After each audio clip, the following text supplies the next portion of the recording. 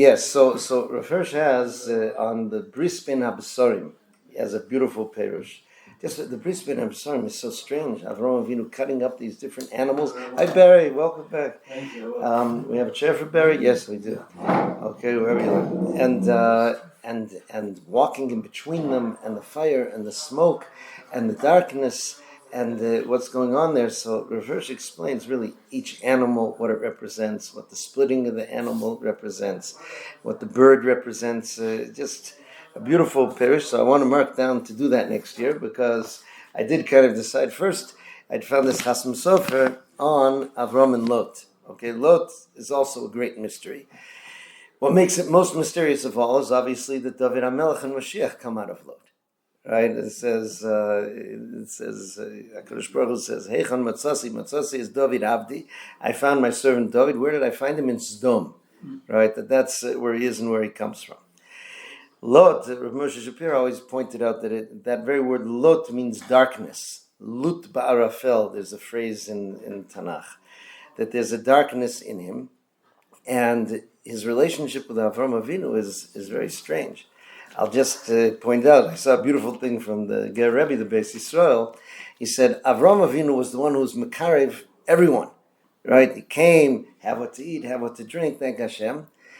And his own nephew, he has to say, Hiparad no me'elai, you go away. I can't, how could that be? You know, that this...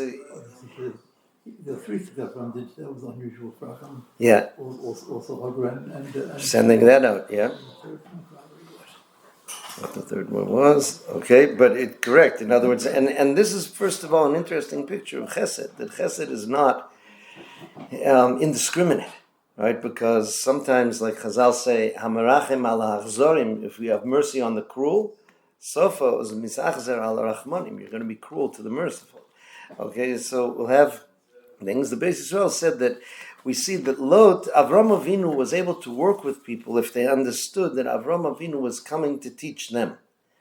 Lot got into this point where, number one, he felt at that point he was already the successor of Avraham, right? Rashi says, why were the shepherds of Lot feeling free to graze everywhere? And Avram's shepherd said, hey, that's not yours. He said, Hashem gave the whole land to Avram. Obviously, Lot's going to inherit him. It's all his, etc. Lot became arrogant. He even brought an interesting cheshbon that his daughters, who felt that there was no man left in the world aside from their father Lot, that means they felt, Avraham Avinu wasn't righteous enough, he got destroyed. Only our father, right? He was like the Noach Matzachein, and they must have got this from him.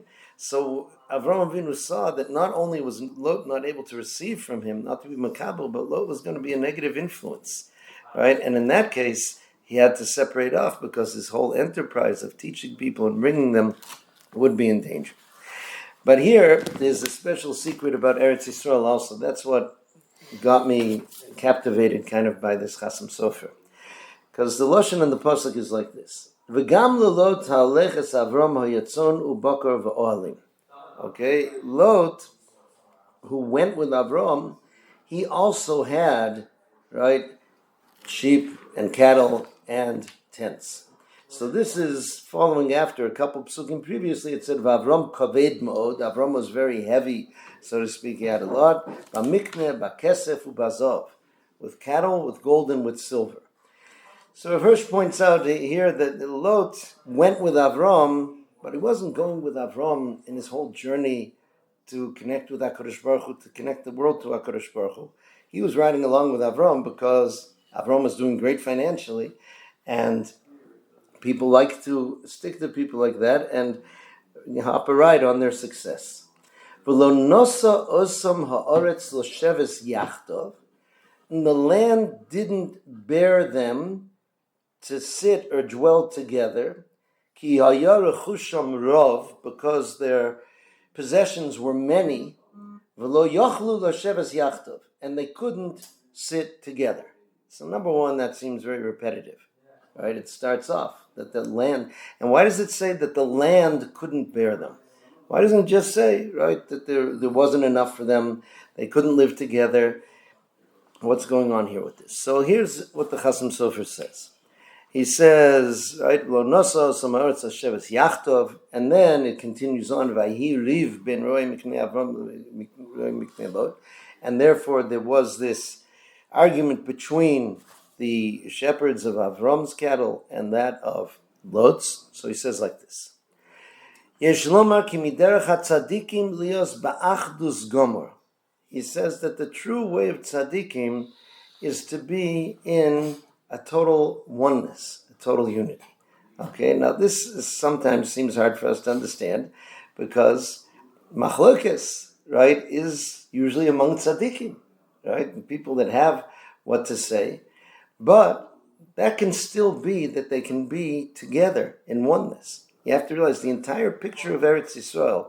I'd read a fascinating article years ago by an Israeli sociologist, and he was worried about Jews who had come, whose parents had come here from other countries, especially the Eastern countries, right, whether from Iraq or Iran or Yemen or any of these things, wanting to get back to their roots.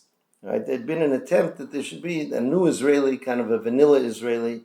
Everybody says, if this happens, right, and it combined with them becoming more religious also, because the culture of those countries, if they wanted to say what were they really about, there was once an Israeli politician who made fun of Moroccan Jews.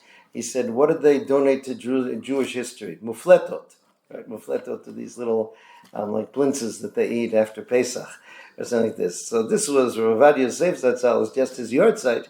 He said, you know why they're saying those things to you? Because Jews from the countries, the Edot HaMizrach, had a very rich culture, but it was all based on Torah. They had great writers, and they had great paitanim, and they had great songs, and they had all these things, but it's all based on Torah. If you want the culture of where you come from, it's something beyond ethnic foods, so you have to strengthen in Torah. So the sociologist said if this occurs, we're going to end up again in the era of the 12 tribes. Now, to him, that sounded like a nightmare, and you can understand why. People who know about the Middle East know that even a lot of the countries we have are artificial. Right, it was the British and the French made those countries, Jordan and other things like that. But what's really going on is that there are these big clans all over the place, Chamulot, right? Like Assad, his family was from this clan they called the Alawites, right, which were a minority there in Syria, but they managed to get control of the things. And you have these other ones. Up in Galil, you have these different families that have been fighting for a long time. So he thought the idea of having a small piece of land with 12 distinct families, each with their own flag, right? Each with their own really approach to things. When you look at the brachas to the shvatim, each one brings something different to the table. That sounds like a nightmare. Sounds like constant civil war. But with the Torah, that is supposed to be something of achdus, something which enriches us instead of impoverishing us. Okay, so when he says here that the derech of tzaddikim is to be in achdus gomor, that can be even if they're involved in machlokas on different things. Okay, like we saw, Rabbi Yochanan Reish Lakish had tremendous machlokas. He was the bar plukta, that was the one, and he so much bemoaned, right, the loss. Rabbi Yochanan bemoaned the loss of Reish Lakish when he passed away. So he says, "V'oz kinus latzaddikim hano lahem v'hano la'olam." So if they can be together in oneness, then the gathering together of tzaddikim is good for them and good for the world. And he says, you know what? We have to fight against evil enemies on so many fronts. If we would be unified, really unified, so then the Rishayim gets scattered. He says it's kind of like a seesaw. If we have togetherness, true togetherness, then they're scattered. Okay? But if we're, so to speak, scattered among ourselves and fighting, so then somehow they unify themselves against us. So he says, right? When we're not with oneness, then suddenly alliances happen among our enemies, which is very bad for the entire world. So he says, from the derech of the teva of Eretz HaKadosha, he said the very nature of Eretz Yisrael is lahosif od achdus va'ava v'reus latzadikim hayoshvim. He says Eretz Yisrael, in its very nature, is supposed to be a place that adds, even amplifies the oneness and the love and the friendship of tzaddikim who are living there. Okay, that is what it's supposed to be. It's a unifier. It's a connector, right? Yerushalayim itself is called Ir Shechubra Layachtov. It's the great connector, and it's supposed to be that which brought everything together.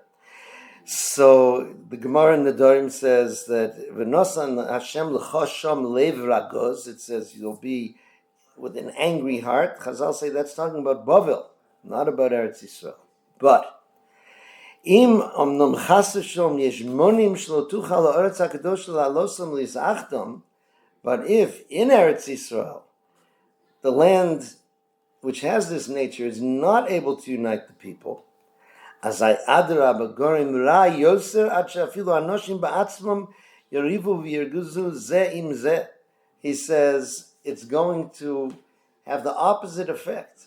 Meaning, if we can't take advantage of the power of Eretz Yisrael to unify, so then that same power is going to cause much more terrible machlokas, and a machlokas which is widespread from all sorts of people. Why should that be? He says, Ki mokom ha'mishpat v'atzedek shama haresha v'achizas ha'klipa b'yosef. Meaning, the negative powers in the world take hold when there's a vacuum. Okay, that's in general what you find in Sroim, this concept of Tumah, so to speak, is when Kedusha leaves, Tumah comes in.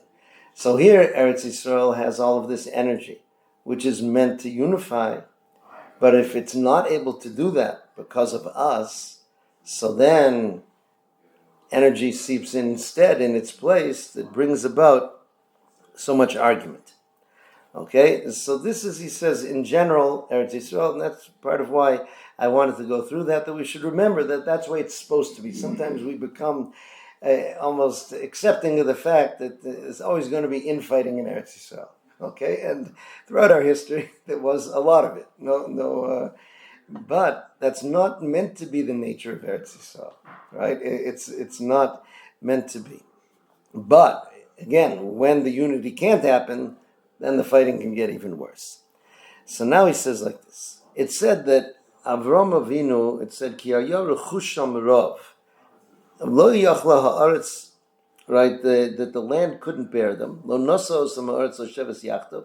Ki hayah rechusham rov, because their possessions were many.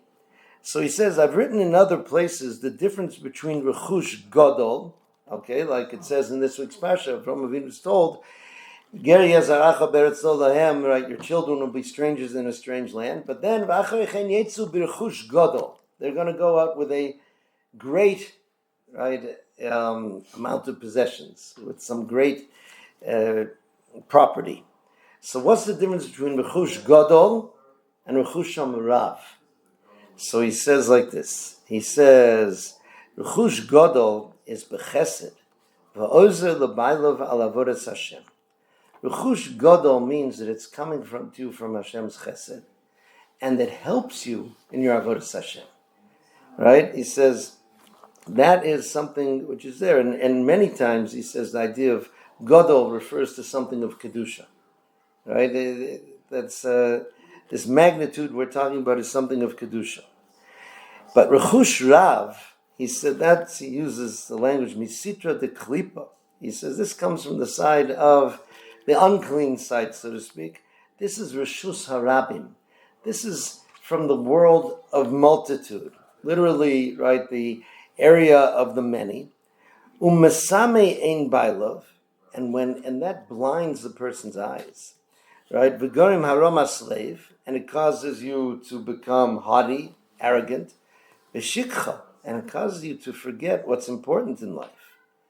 V'cheino yerechush shalot, and this was the way the rechush of Lot was. Okay, so let's just flesh this out a little bit a second. I heard a fascinating shir from Baron Lopiansky Shlita. He was asked to give a shir about Gog Magog. Okay, we started that in the Haftarah back on Sukkot, yeah? So he said some people get caught up when they read the different prophecies and nevuahs of Gog and Magog. Okay, what does that mean? It says they're going to have all these horses. Are horses tanks? Right? What's airplanes? What's this? Which country would be Gog? Which country would be Magog? He says there's really no point in any of that speculation. He says what you have to try to do is to look at what powers these nations represent and what the struggle of different ideas is going to be at the end of days. He says the Maharal explains that the whole concept of Gog and Magog and these vast descriptions in the Navi of how many there will be, right? How many soldiers, how many, everything is many, many, many. He says it's the struggle between the many, the multitude, and the echad, and the one. That's what's going to be. Now, that kind of parallels what the Chasam Sofer is saying here. He explained like this. He says, you can have a lot, but as long as everything you have is focused on one point, that's what's called achdus. Right? A person can have a home here and a vacation home here, and this car and that car and all these things. But if you have arranged how all these things are part of your Avodas Hashem, part of your overreaching goal, so that is one. Okay? As opposed to a person who has all sorts of things and wants all sorts of things, but he doesn't even know why he wants them, just because he wants more of them, and because other people have more and he wants more than them. He says that's this idea of this terrible Yetzer Hara of more and many, okay, which is very much part of what we're living in now, right? Even in social interactions, it's become this idea. You can quantify and count how many people liked something you said, right, on social media, right? And how many, and all these things. It's all about numbers, which are there, as opposed to this idea of one, meaning I have what I need for what I need. And I know, he gave an example, it was almost shocking. He said, let's say you have a fellow, Hashem, he's successful in business, and he has an urge, he says, I'm giving $1 million to the community chesed fund. It's beautiful. He says, but if he also wastes money on all sorts of things that he doesn't even know why, so he's done a wonderful mitzvah, but he's missing that concept of echad. Another person who doesn't have that much, and he makes a little Horat Keva standing order for $50 a month to the community chesed fund. But each thing he has is something that's focused on what he's here for. That person has a mile of achdus. And that's something which is very big. So here, this is what seemed to be happening. Now, he says this is what the rechush of Lot was. Okay, Lot was looking for a lot. And we can see this later, right, when Avraham Avinu told him to move on, right, he raises his eyes and he sees, right, this land that's kulo mashka, that's incredibly fertile, and that has all these different things.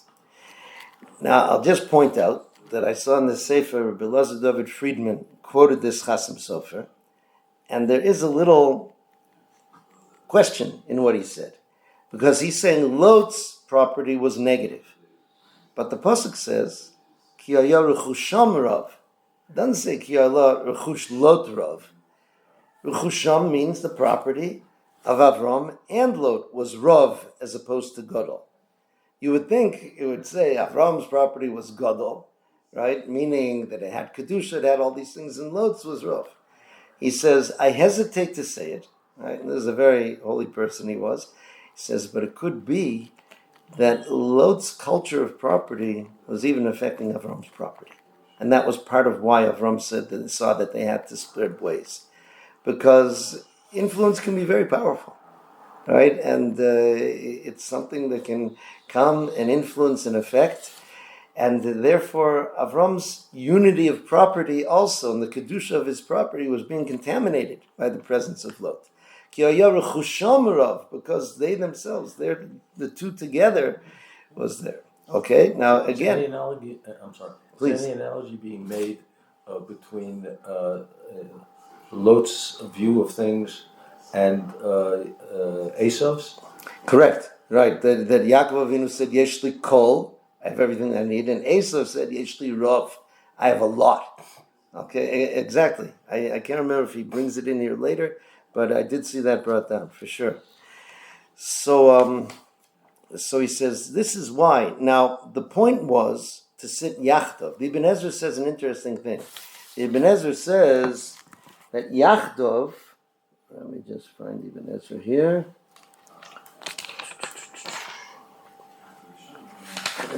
Shabbos Yachtov. He says, Lashon Shnayim v'Rabim, meaning, Vayanu kol ha'am Yachtov. He says it's a mila zara, it's a strange kind of word. Ein perusha kamo yachad. Yachad means like many people saying something together. Rak kamo yochid. It means like one. Okay? He says, Ein perusha yachad kamo yochid. Okay? Meaning this is a unity that's supposed to be that it's not just many people coexisting side by side. It's supposed to be people who are truly unified in their goals in life, unified in these things. And then even their differences can be a bracha. So he says, even though the Eretz HaKadosh should have helped them become together, he says, Lo chen haya, it was not possible. He says, the land was not able to affect it this way. So therefore, when you have property like that, so then it can divide between other people. So not only did they not benefit from this elevation and unity that Eretz Yisrael could bring,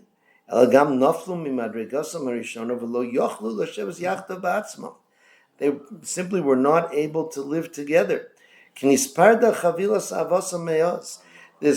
bond of love that had joined them before was not there anymore. Till they couldn't live together.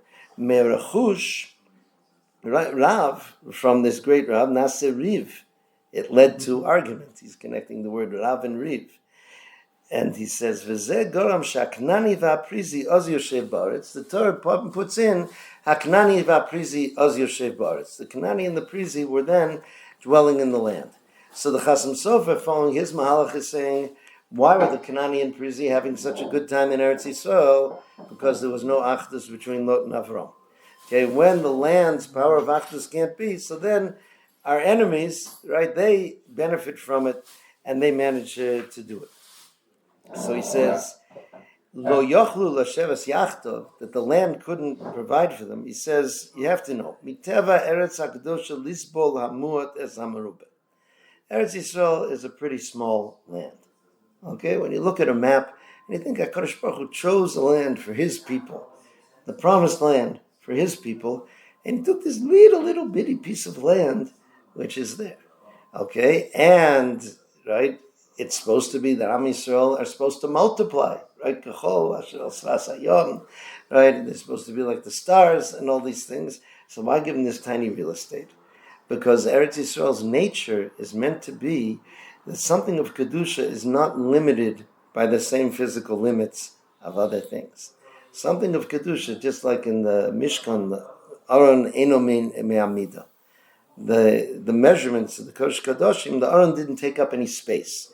Eretz Yisrael is called Eretz HaTzvi.